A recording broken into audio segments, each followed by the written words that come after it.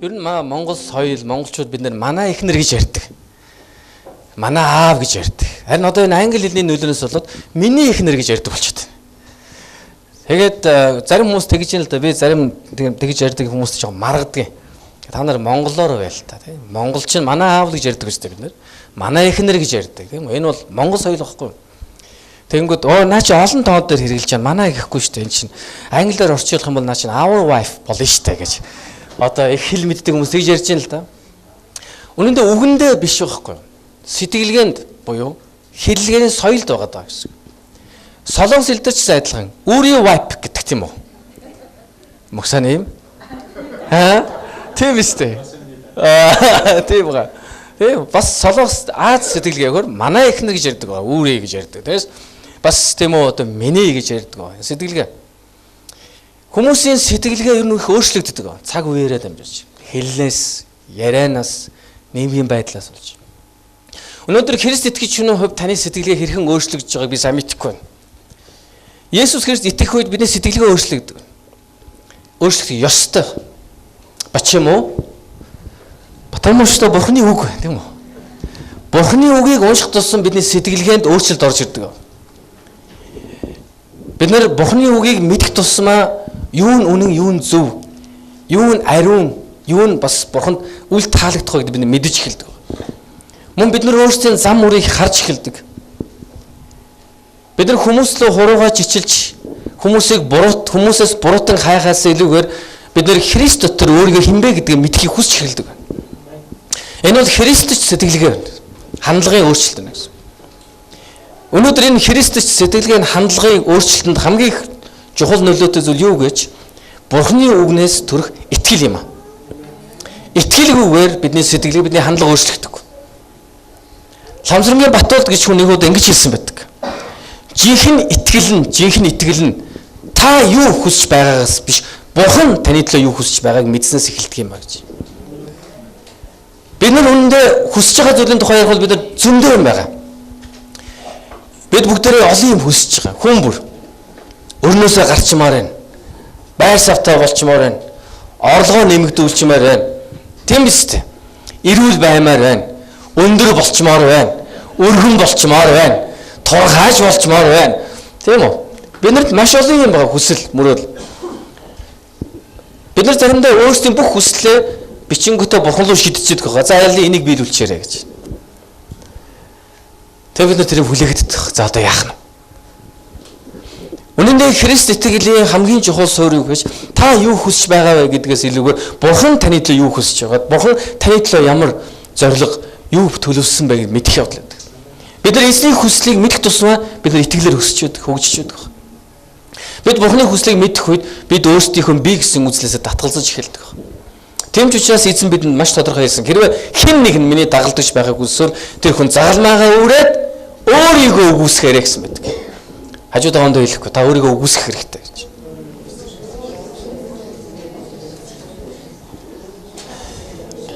Өнөөдөр 2018 он амийн далах чуулганы 10 жил болж байгаа юм. Энэ намар танаар 10 жилийн хойг тэмдэглэх гэж байна. 10 жил ямар хурдан бай цаг хугацаа. 10 жилийн туршид энэ найдан гэдэг пастор өөрийгөө үгүйсгэхэд загалмаагаа өрөөд явж ирсэн байна. Яг энэ пастортай хамт энэ сууж байгаа олон хүмүүс бас өөрсдийгөө үгүйсгэхэд загалмаагаа өрж шалгаж ирсэн байна. Энэ бол гайхалтай зүйл. Та нарт баяр хүргэе. Энэ бага юм биш яахгүй, энэ бага хугацаа биш. Бүхэл бүтэн 10 жилийг энэ чуулганы төлөө зориулна. Эзнээс өгсөн тэр дуудлага хараанд үнэнч зүтгэж ирнэ гэдэг. Энэ гайхалтай. Мэдээж ямар ч үйлчлэл, ямар ч чуулган, ямар ч өдөрдөгч пастор төгс биш. Төгс явж ирдэг. Харин бууж өгөхгүй явж ирнэ гэдэг бол өөр агуу юм. Ялалтай гэдэг тийм үү? Еврей 10 дугаар бүлэг 35-аас 39 дүрслийг унши анхаарлаа сонсоорой. Тиймд агуу шагнал бүхий итгэлээ бүр хаягтун. Та нар Бурхны хүслийг биелүүлээд амлагцныг хүлээж авахын тулд та нарт төвчээрх хэрэгтэй. Учир нь айсуу нэгэн тун удалгүй ирнэ эс саатна. Харин зөв түн итгэлээр амьдрна. Хэрв тэр ухрахаас сэтгэл минь түүнийг эс таална гэжээ. Бид сүрэл рүү ухардаг бус харин итгэж амийг хадгалсад билээ гэсэн байна. Халелуя. Агуу шагнал бүхий итгэлээ битгий хаяараа гэсэн байна. Мөн энд юуны тухайсан амлагсныг хүлээж авахын тулд та нарт дэвчээр хэрэгтэй гэсэн байна. Мөн өөрчлөлөө юу гэж хэлсэн гэж хэрв тэр нь ухрах юм бол сэтгэл нь эс таална гэсэн Бурхны сэтгэл. Мөн цаашаа өөрчлөлөө юу гэж хэлсэн гэж бид нэр сүрлөө ухардаг хүмүүс биш ээ. Бид нэр бууж өгдөг хүмүүс биш ээ. Харин бид итгэдэг амийг хадгалдаг хүмүүс юм а гэсэн байна. Өнөөдөр бид нар өөрсдөө итгэлийг дахин эсийн өмнө авчирч итгэлийг харцгаая. Миний итгэл яг ийм байгаа юм. Миний итгэл үнэхээр агуу шагнал бүхий итгэл яг мөн үү? Би яг энэ итгэлээрээ өнөөдөр хүртэл тэмцэж туулж ирсэн үү? Мөн би цаашаа хөгжлөөл энэ итгэлээрээ явах уу? Тэр шийдвэр гаргасан хүн мөн үү?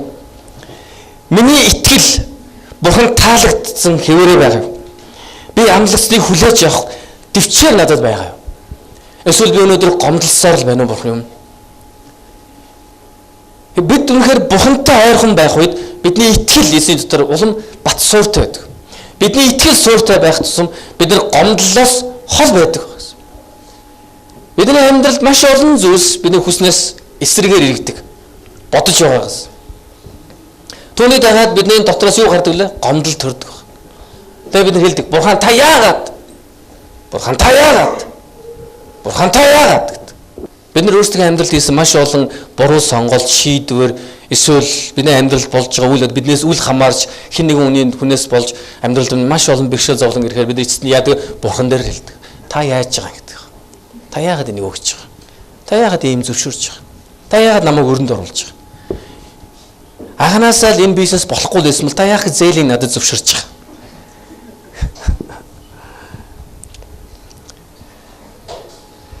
Бид нар төвчл хэрэгтэй гэсэн. Тэгээ бид нар бууж их ёсгүй маа гэдэг хэлсэн байна. Тэгээ бид нар ухардгүй байх ёстой гэдгийг бичээс бидэнд заасан. Агуу шагнал болсон итгэл. Өнөөдөр би итгэлийн нэг 3 баатрыг би танд танилцуулмаар. Таны мэддэг 3 баатрыг шин тань дахин танилцуулъя. Эхлэл номын 6 дугаар бүлгээс 6-аас 7 дугаар бүлэг дээр Ноа гэдэг нэгэн итгэлийн хүний тухай ярьдаг. Ноа бүгд хамт хэлэнэ гонгорой. Дахиад Ноа үеийн дундаасаа тухайн үеийн дундаасаа хамгийн зөвхт хүн байсан гэдгийг бичээс хэлсэн байдаг. Тухайн үеийн хүмүүс бүгдээрээ гим нүгэлтэд идэгдэж, бүгдээрээ ялзарч, тэдний ёс суртахуун, амьдрал ахуйн бүгд Бурхны өмнө тааллыг эс олсон байна. Тэд Бурхны зөвшөөрөөгүй, хүссээгүй бүхнийг тэд нар үйлдэлсэн. Тэгээ Бурхан энэ дэлхийг сүйтгэхээр шийдсэн тийм үү? Санаж байна уу? Шийтгэхээр шийдсэн. Ингээд Эхлэл номын 6 дугаар бүлэг харах юм бол Бурхан Ноад хэлсэн байдаг. Тэр үед Ноа хэдэн настай байлаа? 500 настай байсан гэж бичиж өгүүлсэн байдаг. Ингээд эзэн Ноад хандаж хэлсэн байна. Чи хөвгч авдар барих хэрэгтэй. Ингээд би танаа гэр бүлийг аврах. Яг гэвэл чи зөвхт учраас гэсэн байна. Ноагийн итгэлээр дамжуулт энийг гэр бүл нь аврагдах боломжтой болсон байна. Ноа хэдэн жил тэр авдрыг барьсныг та санаж байна уу? 100 гаруй жил барьсан байдаг. 100 гаруй жилийн туршид Ноа хизээ үер болохыг үл мэдсэн ч тэрдээ барьсаар л байсан. Барьсаар л байсан. 100 жил гэдэг бол үндэ нэг тийм бага хугацаа биш. Энэ 100 өдрийн тухай яриаг. 100 гаруй жилийн туршид Ноа итгэмжтэйгээр эзний даалгасан даалгаврыг биелсэн. Тэгээ Ноа 6 дугаар бүлгийн хамгийн сүүлийн ишлэлээр юу хэлсэн гэхээр Бурхан дуулууртай байж хэлсэн тушаасан бүхнийг тэр хийсэн гэсэн байдаг. Итгэл тэр ямар ч бороо орохыг тэр хараагүй. Үер болж байгааг тэр мэдээгүй. Гэхдээ тэр Бурханы үгэнд итгэсэн. Бурхан би галуу юу их болно. Би газрын усыг, тэнгэрийн усыг би хамтд нь нийлүүлж энэ дэлхийг би шийдэх болно гэж хэлэхэд Ноа тэр үгэнд итгэсэн. Харин Ноа Бурханаас өгөгдсөн үг бүхнийг тэр дуулууртай биелүүлсэн юм. Тэгээ эцэст нь түүний итгэл түнд юуг өгсөн гэж түүний гэр бүлийг болоод дэлхий дээрх бүх ан амьтныг аврах үе тал болсон. Тэр түлхүүр нь болсон байна. Агуу шагнал болсон итгэл. Ноог тэр хөөгч авдрыг барьж явах үед хүмүүс хэрхэн дормжилж яасан бэ? Түүний хүүхдүүд 3 хүү байсан тийм үү? Тэгээд бэрүүд байсан. Тэд нар хэрхэн ичиж үхэх гэжсэн бол. Яг тэгэхээр тухайн үеийн нөхцөл байдлыг үхээр ямар ч бороо сурч мэй байхгүй. Дээрээс нь ямар ч голтой ойрхон биш. Энэ тэнд үер болох магадлал том бага байсан. Хүмүүс тэрийг тэдний хөөгч авдрыг барьж тэр завийг барьж явах үед хүмүүс юу гэж харсан? Энэ нэстэ тэнэг. Магадгүй тэд нар Ноагийн талаарх янз бүрийн оныгоо дуу хошин шог хийж ирсэн баг. Тэгээ Ноагийн хүүхдүүд тэр найз нар үржигтэй тэднийг явуулдаг гэсэн. Иш мэдрэл муутай. Танаа авч мэдрэл муутай юм уу? Та нар өөрсдөө бүгдээ мэдрэл муутай юм уу? Магадгүй хүүхдүүд нь бүгдээ найз нартай ойлгохтой хэлэх юм байхгүй чимээгүй аав ингэж байгаамаа. Тэгээ ямар болилтой нэш, болгилтэй нэш чимээгүүл дагаа явж байгаа гэж тэд нар бас найз нартай булзааруулдаг байсан биш болох юм уу? Гэтэ эцэст нь энэ итгэл тэдэнд шагнал өгсөн юм. Өнөөдөр та хэдэн жил Христ итгээд хэдэн жил Бурхны ус зурж залбирч байгаа. Тэгэд одоо яагаад гомдлоо суугаад байгаа? Та нар мүүлэр гэж хүний залбирлыг түүхийг та нар санаж байгаа бах. Та нарын зарим тэр 4-5 сая найзтай байсан баг. Тэдний төлөө тэр үргэлжлүүлэн залбирсан, итгэсэн. Яагаад Бурхан миний найзрыг аварч өгсөн. Тэгээ найз нь нэг нэгээр эзэн дээр итгэсээр нэг найз нь эзэнд итгэхгүй. Даан тэр мүүлэр нас урсан байна. Тэгээ түрний оршуулган дээр нөө итгэж биш найз нь бас ирсэн байна. Бүгдээрээ л зурсан. Харин түрний тэмдэглэлийн дэвтрийг уншиж явах үед тэр итгэж найз нь юу харсан гэж анх тэр мүүлэр тэр итгэж биш найзын талаар залбирсан. Тэгээд эзэн лөө явах өдрийг хүртэл залбирсан тэр бичээсийг харсан тэмдэглэлийг. Өдөр бүр тэр найзын талаар залбирч ирсэн. Хэдэн жил гэж? 40 жил. Тэгэд энэ тэмдэглэлийг уншсан дараа тэр найз нь юу гэж бодсон гэхээр Бурхан гэж байдаг учраас л миний найз миний төлөө 40 жил залбирсан байж таараа гэд. Тэгээд тэр Христийг үлий таньж мэдэх шийдвэр гаргаж ирсэн гэж.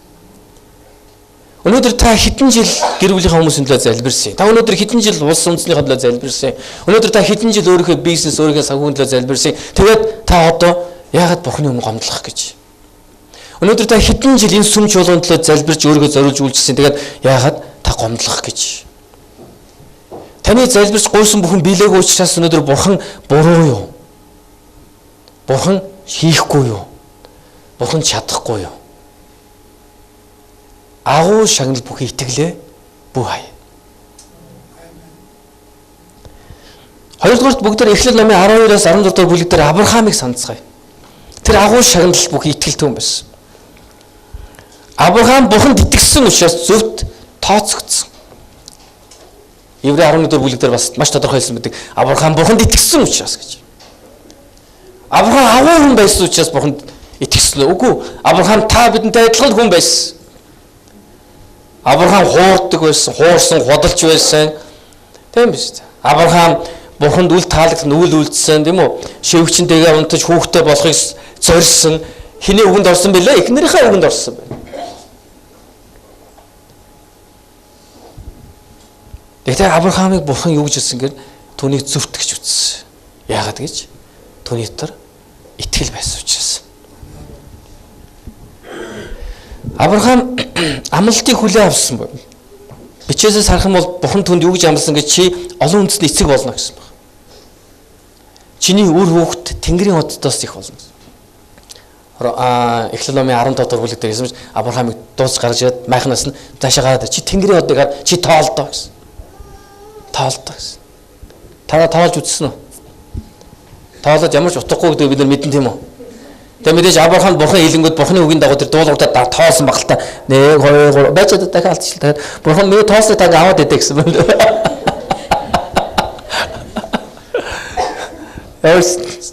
Тэгээ өөрсдөө орчод заасаа мэдхгүй байсан. Тэгээ Бурхан яг энэ Тэнгэрийн хот чи тоолж ийм их олон чиний үр удам. Тэгээс гэтэл цаа чи өөр ингэсэн нэг ч хүүхдгүй юм байж идэг. Тэгээд тэр тийм ээ Бурхан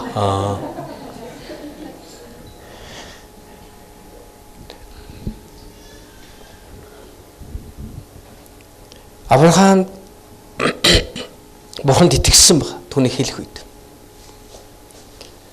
Тэр амлалтыг хүлээн авсан. Түүний эхнэр нь жирэмсэж. Тэр 25 жилийн дараа түүний амлалт биелсэн, Бурхны амлалт. Тэр хүүхдтэй бас.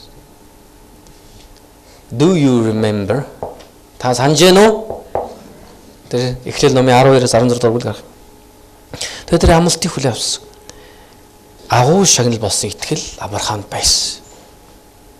Тэгмээс өнөөдөр Авраамыг бид нар юу гэж ярьдаг гэж итгэлийн өв гэж ярьдаг. Би анх сүмд ирж яхад Авраамыг итгэлийн өв гэж ярихад надад ихсэн инээтэй санагдсан. Ягаад гэхээр би сая мэдэхгүй юм чинь Библийг.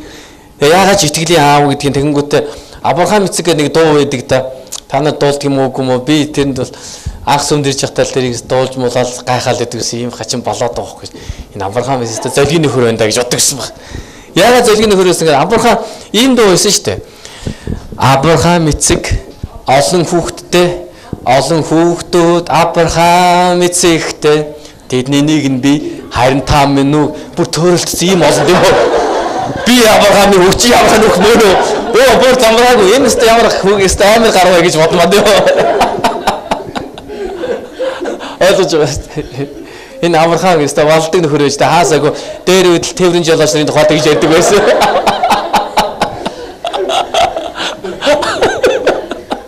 Одоо энэ Авраам гэстэ аюултай нөхөр байна. Тэгээд тэд нар чи бүр учраа болгоод би мөн чи юм уу хайгаад байна шүү дээ. Би нэг чи Авраамын хүүхд мөн үзсэн шүү. Би хагсан дээр чи их болоод байна л гэж бодсон. Тэгээд чи зүгээр нэг дуулчихгүй тэр чин дуулаад ингээл толгоогоо эргээд суум уу гэж баруун гар Авраам эцэг гэж баруун гараа үзгээр ингээд бүр хөгжилтэй юм шиг инээдтэй юм шиг тийм байсан байгаа. Инээт Авраам тухайд би Есүс итгэхэд удаагүй байсан л да. Зөнгөс сүмд яваад удаагүй байсан. Энэ 92 оны үед л да 92 оны 11 сар 10 сар. Тэгэхээр юмас ойлгохгүй тэгээд тэнд чинь бас их сонин дуунууд байна. Тэр ямар дуу байсан гэж алтан наран мандхаас гэл ингээл аал хэрж байгаа юм дөрөг сонин байхгүй тэгээ бүгдээрээ хөдлөөл бүгдээрээ чи хөгсөн залууг алтан наран гэл ингээл тэг ингээд хаалелуя гэл алгаалга нийлүүлээл огт танихгүй нэ харамтаа алгаа нийлүүлээл за охин бүсгүй байж бас гайгүй дээ чи бас нийлээл та нар ариун явдалтай хүмүүс бол энийг сайн ойлгохгүй байх.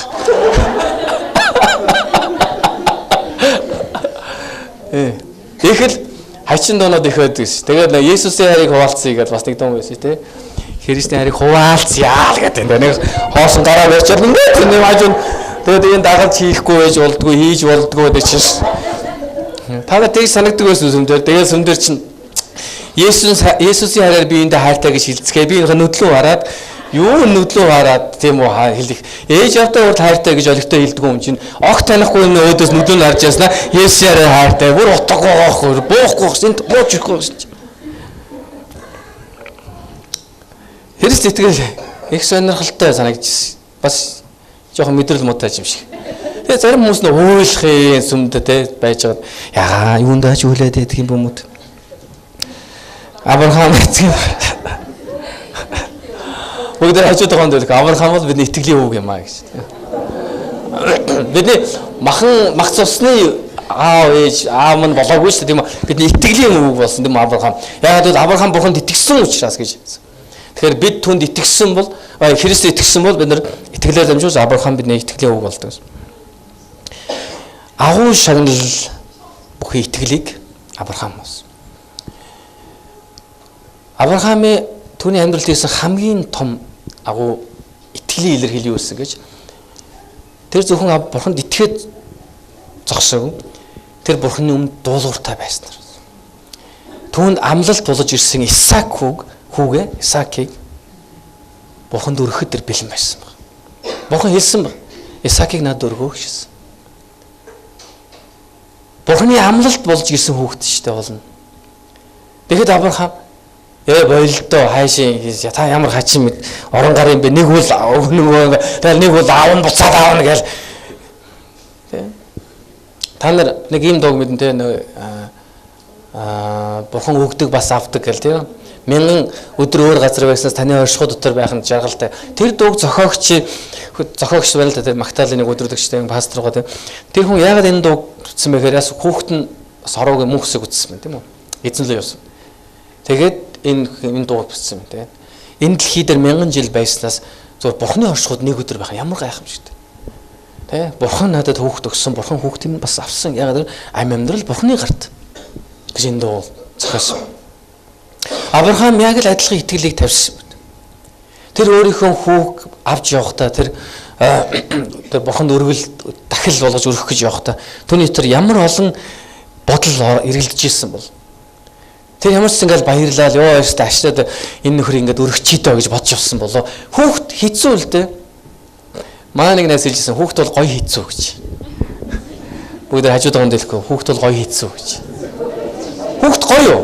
Гоё. Гэхдээ хэцүү байхгүй юу? Тэ хэцүү. Чинь хүүхд чинь өвдөн, зовн, уйлн, эрхлэн тэгээс үлдээ хаашаа чи алга болчихно тийм үү? Мэдгүй хүүхдийн томрох тусмал бүр хэцүү л болоод байдаг тийм. Гэхдээ хүүхд гоё байхгүй хүүхдийг ямар ч үд эцэг эхчүүд хайрласаар л байна. Хүүхд нь буруу сонголт хийсэн ч хайрласаар байна. Зөв сонголт хийвэл хайрласаар л байна тийм үү? Хүүхд гайхалтай Бурханаас өгсөн бэлэг. Авраам юусэн Исаакаас залхаад Исаак гэж айхтар хөдөлгөөд нөхрийг за энийг ингээд дахил болгож өргөөд ёо чих амар олон даа гэж бодоогүй ойлгомжтой. Хичнээн олон хүүхдтэй байсан чинь нэг хүүхд маань өвдчихвэрийг бид нар санаа зовд. Бид нар олон хүүхдтэй байрцсан. За яадгийн цаана дахиад дөндөө байгаа юм чи гэж бодохгүй. Натаа санал хэлж байгаа юм байна уу? Бага. Тэ. Энэ өвдчих үедээ тэр нь зовчих үедээ бид нар хүүхд болгон дээр бид нар анхаарал хандуулдаг. Авраам өөрийнхөө цорын ганц өв залгамж болсон хүүгээ Бурханд өргөхөөс. Та нар ингээ боддоо. Авраам дахил болгоод хүүхдээ өргөж итгэлээр явчихсан байна. Итгэлээр яасан байна. Хүүхдээ аваад явчихсан байна. Дахил дээр шатаах дээр мод зот бүх юмтай аваад явчихсан. Хүүгийнхаа гарнаас нь хөтлөж явсан юм уу хөтлөөгүй явсан юм ямарсан хүүхдээ хүүндээ асуусан. Дахил дөргөх хойно хаа байгаа юм бэ гэж. Тэгсэн Авраам юу гэж хэлсэн гэж? Бурхан өөрийнхөө төлөө бэлдсэн байгаа гэсэн. Авраам гэж хэлв. Чи байхгүй юу? Ямар юм ойлгодгүй мэдрэл бодсон. Чи байхгүй юу? Гээгүү. Харин юу гэсэн Бурхан өөрийнхөө төлөө бэлднэ гэсэн. Авраам итгэлээ нэг талаас нь алхаж яхад Бурхан нөгөө талаас нь Авраамын итгэлийн дагуу яаж хийсэн гэж түүнд өргөх тэр хоныг бэлтжижсэн байна. Та нар ингээ боддоо нэг талаас нь та итгэлээр алхаж явах нөгөө тал чинь хариулт нь алхаж яадаг гэдэг бүүмэр та. Та зогсчих юм бол энэ зогсчихно гэсэн. Та буцах юм бол энэ буцаал явна гэсэн. Do you understand me? Амен. Бид нар итгэлээр алхаж илээ явахад бидэнд хариулт нь бидний үдээс алхаж илээ байдаг. Тэгээд яг Авраам хүүгээ тэр дахлын ширээн дээр тавиад тэр маш их нулимстай, гашуудалтай. Гэхдээ Бурхан хэлсэн учраас тэр яасан хутгад алаах үед эзэн түүний цогсоос Авраам бойл хүүд бүр гар хөр. Би чамайг харлаа гэсэн мэт. Чиний итгэлийг би харлаа. Тэгээд харсан чинь хажуу талд нь еврейрээ орооцолдсон хонь өчдөг үстэй тийм үү? Санаж гэнэ үү? Дахил дөргөх. Халелуя. Эзэн гайхалтай биш гэж юу? Агуу шагнал бүх итгэлээ бүх хай. 3 дахь нь бүгдээс иргэн санацгаая. Энэ Даниэлийн тухай. Даниэл 3 дугаар бүлгээс харах юм бол Даниэлийн 3 найз итгэлээ хамгаалan шүтэнд мөргөөг төлөө шатах зууганд хаягдсан байдаг. Бүгдээрээ тэр алтан тэр Небухаднецар хааны тэр дүрсэд тэр шүтэнд мөрөх ёстой байсан. Бүх хүмүүс мөрөх ёстой. Харин Даниэлийн 3 найз нь мөргөөг. Тэгэд түүнээс болж юу болсон гэж бусад бүх хүмүүс нь ховд зөөсөн. Тэгээд хэлсэн энэ 3 энэ ивдээ 3 нөхөр чинь мөргөөгүй. Тэгээд галтаа зуух нь урд урдынхаас нь чинь 7 дахин илүү 2 дахин жилүү те их гал өртдөг. Тэгээд галтаа зуух нь хаяд бид нар 3 хүнийг хайсан чинь дотор чинь 4 хүн байж таа гэсэн мэт. Тэгэд галаас ямар ч гэмтлэгүүгээр түлэгдэлгүүгээр тэр гарч ирсэн байдаг. Итгэл агуу шагнал бүхий. Өнөөдөр зарим хүмүүс ингэж ярьдаг юм л да. Пастор яг би яг эзэнд итгэсэн өөр байгаа л да. Зүгээр яг ээж мэж ингээ гэр бүлийнхаа хүмүүсийн сэтгэлийг бодоод би очиод нөгөө лам дээр нь очиод зүгээр ингээ хажууд нь жимээгөө сууж байгаа. Тэгээ яг юм ингээ хийгээл би дотор эзэн минь таашуул гэдэг байгаа. Ямар агуу хүн бэ? Би иймтэй эвлэрдгүүлдэ, би иймийг би дэмждэггүй бас. Бид нар олон хүмүүс бурхан миний зүрхийг харж байгаа. Тийм учраас би яасан ч яадаг ингэж явж болохгүй үстэй. Яг л зүрхэмдэг бэлхлаар ам ярьдаг гэж бичээс өгүүлсэн байдаг. Хэрэв тэр итгэл байгаа бол таны амьдрал чинь харуулах хэрэгтэй байсан. Зарим хүмүүс хэлдэг би ингээд тэрэн дээр бөөдөр нь очихгүй, лам дээр нь очихгүй хэлчихээр бүрээсээ харилцаагаа таслаа намайг өстэй эцэг хүүгийн холбоогоо таслана гэж бөө юм болдог. Үнэн дээр бурхан та хэр итгэж байгаагийн илэрхийлэл гэдгийг л бид нар ойлгох хэрэгтэй. Агуу шагнал бүхий итгэлээ бүү хай. Амен. Магадгүй тухайн нөхцөлд таны хамаатан задан найз нөхдөөд гэр бүлийн хүмүүс чинь таныг мэдрэл муутайгаар шандуудаж таныг христийн хүмүүсийн ийм тэнэг болчдаг. Яагаад ингээ уламжил болсон шашнаа шүтдэггүй юм утдаггүй юу гэдэг чи яагаад аав ээжигээ бодоод яваад ирдэггүй ингэж хэлсэн ч тэд нэр гомдсон ч эцэст нь та юуны төлөө зогсож байсныг нэг л өдөр тэд нар харгал болно. Нэг л өдөр харна. Бүх юм бурханаас тогтоосон цаг хугацаатай. Та хүнтэй харилцаагаа эвдлэхийг айж байгаа юу? Эсвэл бурханд үл таалагдахыг үлдэхээс имэж байгаа юу? Эзэн Есүс Христ нас тодорхой юу гэж хэлсэн гэж хэрэг та нар хүмүүсийн дэрэг намайг үгүйсэх юм бол мөнхийн ус би бурхан эцгийн дэрэг та нарыг үгүйсгэнэ гэсэн мэт. Тэгэхээр та энэ дэлхий дээр хэн нэгэн хүнээс болж бурханы нэрэнд эсвэл бурханд үл таалагдах зүйлийг үлдэх махан биеэр тийм зүйлд оролцох нь бурханд хэр таалагдах вэ? Даниэл 6 дугаар бүлэг дээр харах юм Даниэлийн өөрийг нь тухайдаг. Даниэл тэнд юу гэж ярьсан гэд бүгд тэр халдайчууд бол Вавилончуудын хаанд мөрөх ёстой, түндэл залбирах ёстой, өөр бурхан мөргөж болохгүй гэсэн байдаг. Харин Даниэл өдөр бүр 3 удаа яасан өөрийн бурхан эзэндээ хандан мөргөж залбирч байсан баг. Иерусалим руу харж залбирдаг байсан баг. Тэд нар Израилаас баригдаад олслогдоод Вавилончуудад олслогдсон байсан шүү дээ тухай тийм үү? Ийм залбирал болчихсон. Үүнийг сонссон хүмүүс ингээгүй хараа та нар нэг юм бодоо Даниэл дотроо ингээд залбираад байгааг.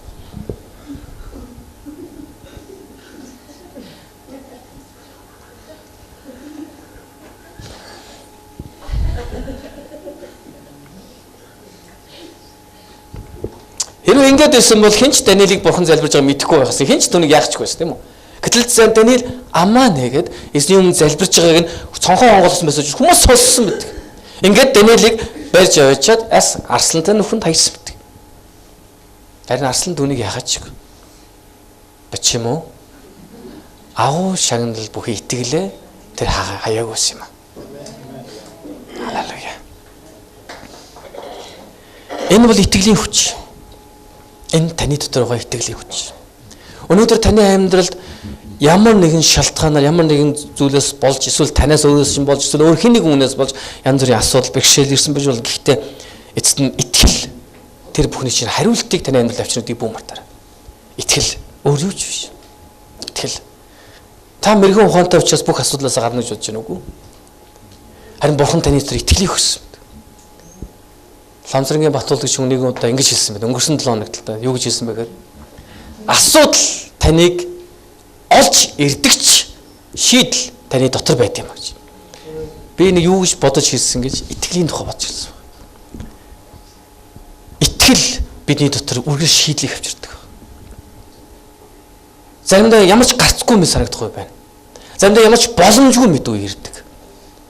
Заримдаа зүгээр яг энэ буруу бурхан таалагдахгүй л гэхдээ энийг хийхээс өөр аргагүй мэт санагдахгүй юм. Гэхдээ бид эцсийн хүртэл төвчих үед итгэл бидэнд шийдлийг харуулах болно. Бидний итгэлийг хойш татдаг зүйлс байна. Израильчууд Вавилончуудад баригдаж явсны дараа тэдний итгэл үнэмшил их тийм сармаг болсон, эргэлзээт болсон байна. Исая 43 дугаар бүлгээс харах юм бол Исая иш үзүүлэгчээр дамжуулж эзэн Израильчууд хамдаж тэднийг урамшуулж ятгсан байдаг. Урамшуулах гэж тэднийг ятгсан байна. Юу гэж ятгсан бэ гэхээр Исая 43:18-аас 19 дэх эшлэл. Гэхдээ урдын юмыг бүү дурсагтун, эртний юмыг бүү бодогтун, үзэгтун, би шинэ зүйл хийх бөгөөд тэр нь одоо соёолж гарна. Та нар үүнийг мэдэхгүй гэж юу? Би хээр тал зам тавьж сүлд гол урсгана гэсэн.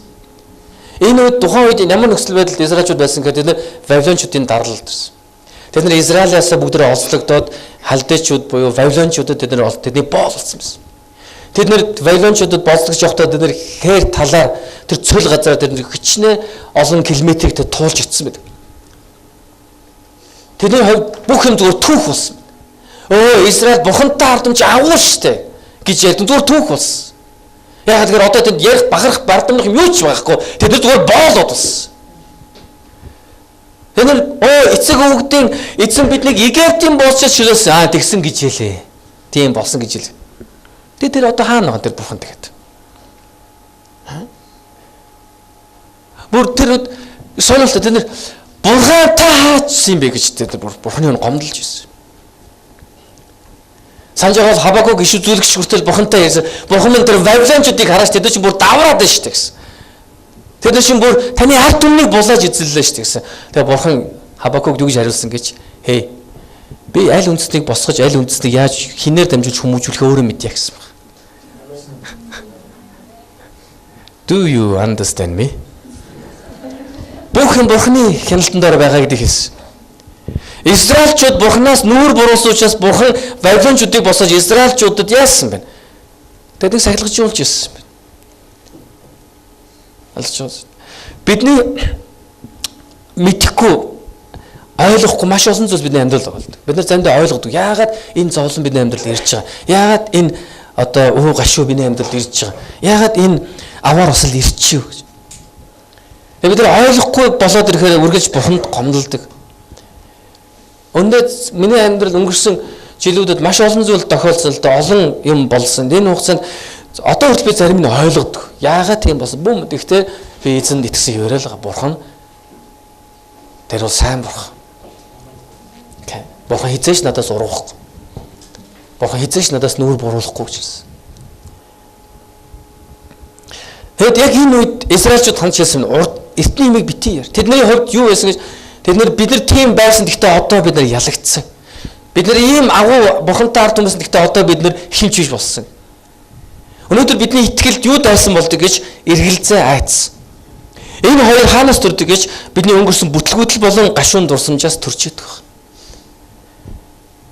Бид залбираал байсан тэгтэл чадаагүй шүү дээ. Залбираал байсан тэгэл тэр зээл бүтээгүй. Бид нар залбираал байсан тэгэл тэр бизнес амжилтгүй байсан. Бид нар залбираал байсан тэгэл бүх юм нурж байсан. Бид нар залбираал байсан тэгэл тэр хүн эзэн лөө явцсан юм уу тамар байсан бүүмэд тэгээ сүлдэл энэ хүн хорвогийн мөнгөсөг гэсэн. Бид нар залбираал байсан итгэрээгүй.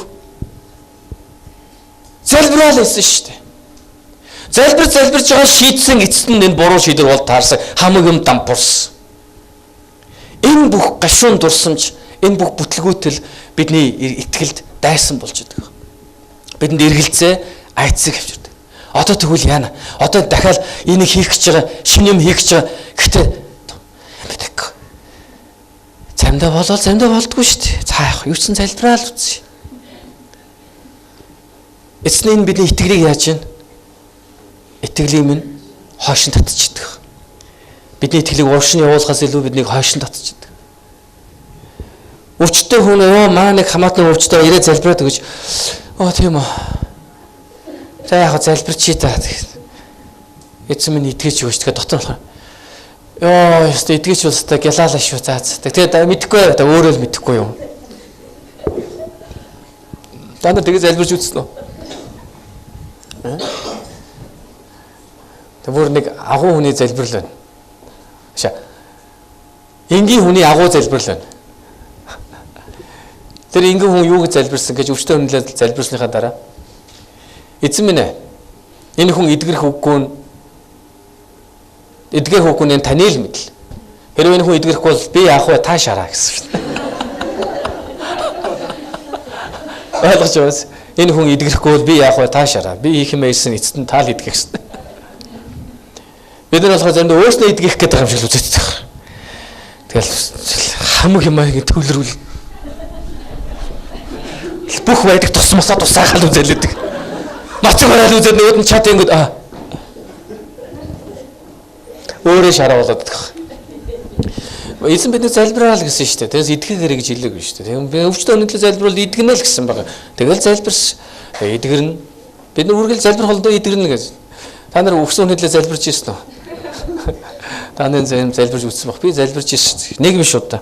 Гэхдээ яг гэр бүл нь итгэж гэр бүл өөрөө ч гэсэн бас эзэнд итгэдэг хүн байсан.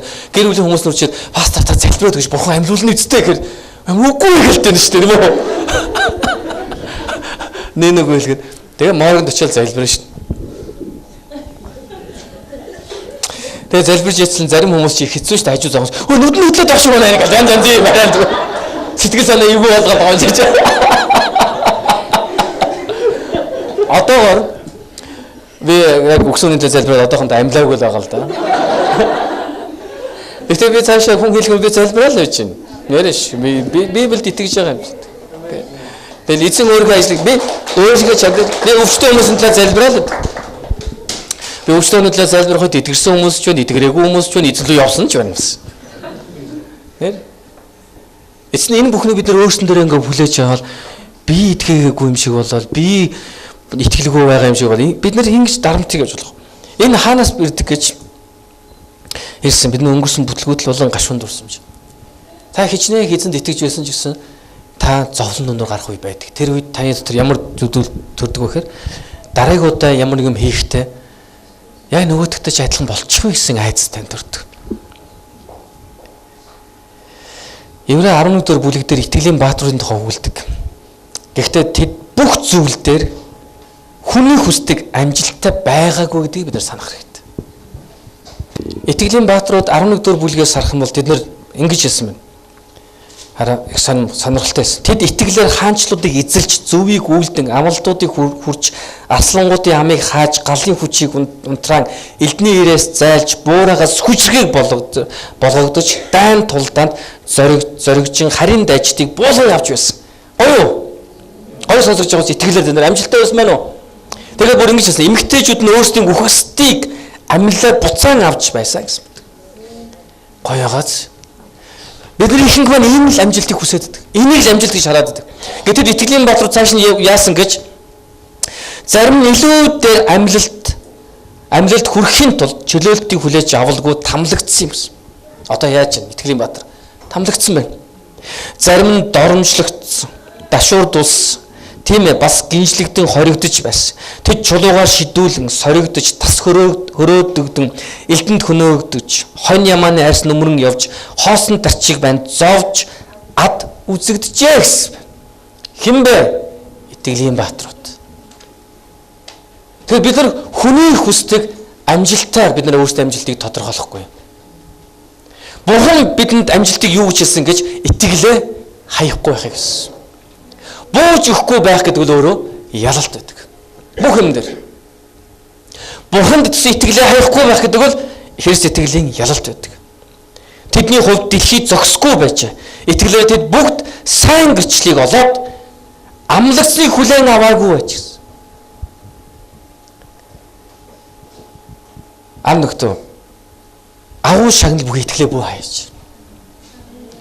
Бидний өмнө бүхэл бүтэн амьдрал бидний ирээдүй байна.